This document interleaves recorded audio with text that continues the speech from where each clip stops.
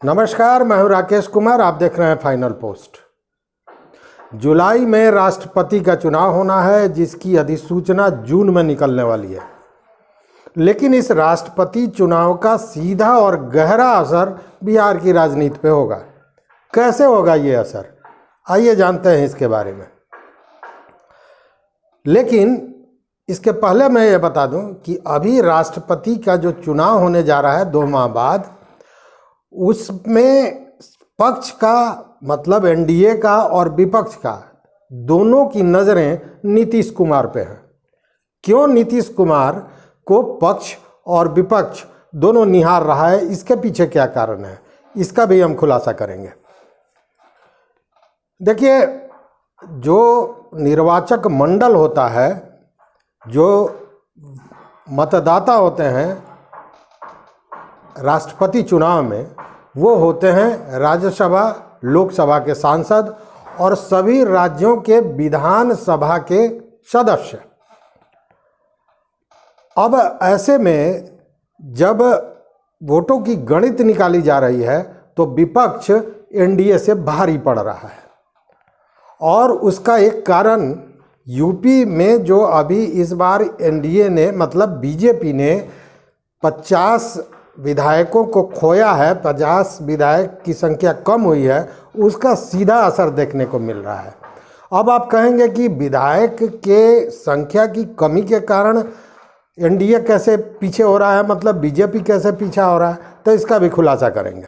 BJP चाहती है कि राष्ट्रपति और उपराष्ट्रपति दोनों पद बीजेपी के पाले में जाए, चूँकि दोनों ही पद बहुत महत्वपूर्ण होता है। राष्ट्रपति तो हैं ही, साथ में उपराष्ट्रपति जो होते हैं वो राज्यसभा के सभापति होते हैं, इसलिए वो भी बड़ा महत्वपूर्ण पद है। आपने सुना भी होगा, पिछली दफ़ा पूरे राजनीतिक हलकों में हंगामा था, हलचल था कि नीतीश कुमार उपराष्ट्रपति बनने जा रहे हैं। बिना आग के धुआं नहीं होता है, उसके पीछे क्या कारण था उस पर भी हम चर्चा करेंगे। विपक्ष राष्ट्रपति चुनाव को लेकर एकजुट होता जा रहा है और वहीं एनडीए जो है वो कहीं ना कहीं बिखर रहा है, या यूं कहें कि वो कमज़ोर पड़ता जा रहा है। विपक्ष उपराष्ट्रपति पद पर अपना दावा ठोकने की तैयारी में जुटा हुआ है। लेकिन जहां वोटों की गणित में बीजेपी पीछे जा रहा है, तो अब उसके पास एक ही उपाय है कि वो समझौता करे, मान मनोबल करे और कोशिश ये करे कि राष्ट्रपति का पद उसे मिल जाए और उपराष्ट्रपति का पद भी किसी ऐसे व्यक्ति को मिले जो उससे जुड़ा हुआ हो, जो उसकी बात मानने वाला हो। लेकिन क्योंकि उपराष्ट्रपति पद किसी दूसरे मतलब विपक्ष के हाथ में चला जाए, बीजेपी ऐसा भी नहीं चाहेगा, इसलिए कि उपराष्ट्रपति पद बड़ा महत्वपूर्ण है और राज्यसभा के सभापति होते हैं उपराष्ट्रपति। ऐसे में ये जानने की बात है कि निर्वाचक मंडल जो है उसमें बीजेपी के पास लगभग 9000 मत कम पड़ रहे हैं। बीजेपी के पास दूसरा कोई चारा भी नहीं है, क्योंकि अभी हाल फिलहाल में कोई उस तरह का चुनाव नहीं होने वाला है जिस पे भरोसा करके अपनी रणनीति बनावे। चुनाव भी अभी नहीं होने वाला है, इसलिए बीजेपी के जो समर्थक हैं या बीजेपी के जो वोटर हैं, उनके वोट के संख्या के बढ़ने की भी संभावना नज़र नहीं आ रही है। लोकसभा और राज्यसभा के अलावा राज्यों के जो विधानसभा है उसके सदस्य भी इसके वोटर होते हैं। ऐसे में अगर हम देखें तो एक सांसद का जो के मत का जो मूल्य होता है वो होता है 708 वोट के बराबर। मतलब एक सांसद जो मत देता है उसका मूल्य होता है 708 मतों के बराबर। वहीं विधायकों की बात करें, मतलब विधानसभा की बात करें, तो विधानसभा सदस्यों में सबसे अधिक जो मतों का मूल्य है वो है उत्तर प्रदेश का।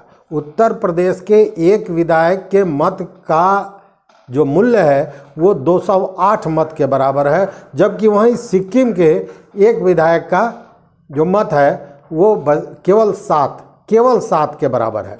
ऐसे में जब वोटों की गणित करेंगे तो हम देखेंगे कि पीछे चला गया है बीजेपी और विपक्ष कहीं ना कहीं आगे दिख रहा है। ऐसे में बीजेपी के पास दूसरा कोई चारा नहीं है कि वो समझौता करे, मान मनोबल करे और कोशिश ये रहे कि दोनों ही पद उसके पाले में चला जाए।